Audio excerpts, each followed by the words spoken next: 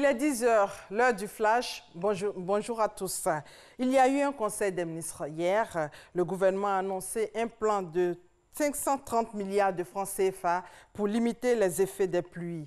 Il s'agit d'un projet d'assainissement sur la période 2018-2033. La synthèse du conseil des ministres avec Awa Touré. Le conseil des ministres, ce mercredi 16 mai, présidé par le chef de l'État, a fait le point sur les dégâts consécutifs aux pluies diluviennes des 10 et 11 mai 2018. Le bilan des inondations provoquées par ces précipitations, de morts et d'importants dégâts matériels.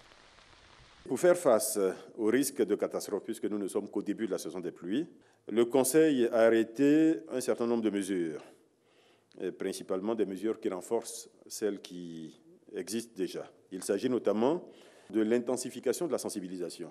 Il s'agit également de la mise en place progressive d'une police de l'environnement et d'une police de la construction et de l'urbanisme, chargée donc de faire respecter les règles dans ces domaines, de l'implication des collectivités dans les activités de curage des ouvrages, du relogement temporaire des ménages déguerpis ou déplacés, de l'alimentation des fonds d'assistance aux sinistrés et du renforcement du fonds d'urgence épidémie du ministère de la Santé et de l'Hygiène publique.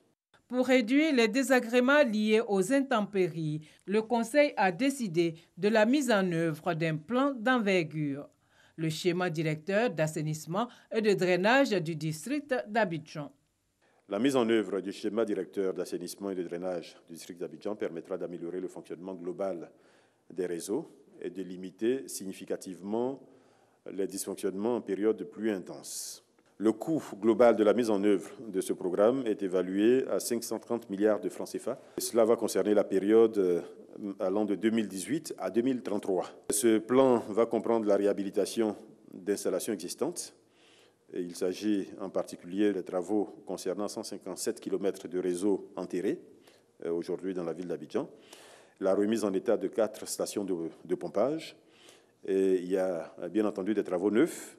Pour les travaux neufs, il faut compter plus de 600 km de réseaux enterrés, 33 stations de pompage, 7 stations de dépotage de boues de vidange, 4 stations d'épuration.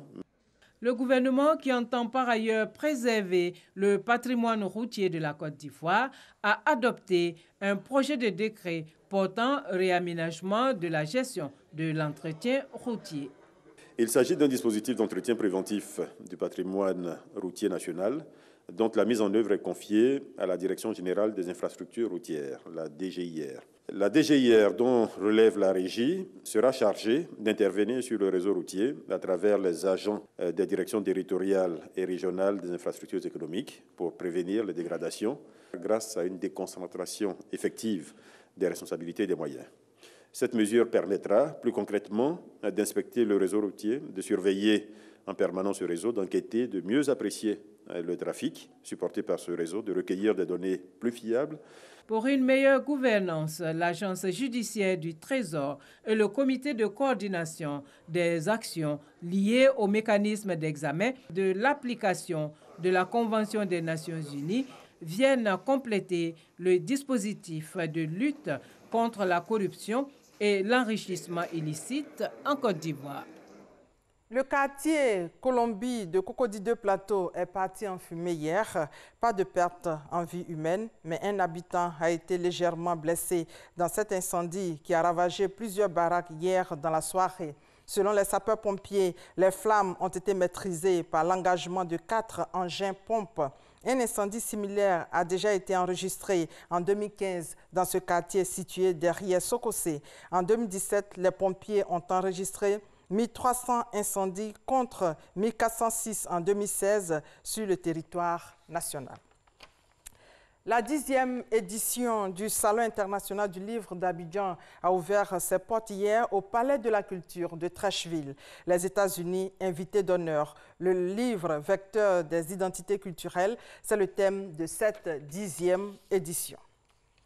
Les Burundais votent ce jeudi pour modifier la constitution qui doit permettre au président de se représenter jusqu'en 2034. En tant que premier citoyen du pays, Nkurunziza, accompagné de son épouse Denise, s'est rendu très tôt au bureau de vote conformément aux consignes du parti au pouvoir. Les organisations de défense des droits de l'homme dénoncent une dérive autoritaire et un climat de peur dans le pays.